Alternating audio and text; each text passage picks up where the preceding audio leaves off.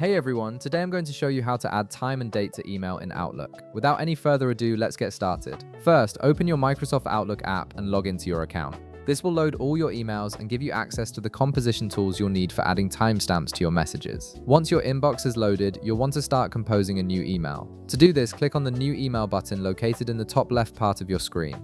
This opens up the email composition window where you can access all the formatting and insertion tools that Outlook offers. Now, from the email composition screen, direct your attention to the top part of your window where all your tools and menus are displayed. You'll see several tabs like Home, Message, and others. Look for the Insert tab and click on it. This tab contains various options for adding elements to your email, from attachments to tables, and importantly for our purpose today, date and timestamps. Once the Insert menu opens, scan through the options until you find the text section. Within this section, you'll notice an icon labeled Date and Time. Go ahead and click on it. This action will open a date and time window that displays various format options for how your timestamp will appear in the email. You'll see different styles, some showing just the date, others showing both date and time, and variations in how they're formatted, whether it's month, day, year, or day, month, year format. Browse through these format options and select the one that best suits your needs. Once you've found the format you prefer, simply double-click on it. The timestamp will automatically be inserted into your email exactly where your text cursor is positioned. This makes it incredibly convenient because you can place the date and time anywhere in your message, whether at the beginning, middle, or end of your email content. And that's it.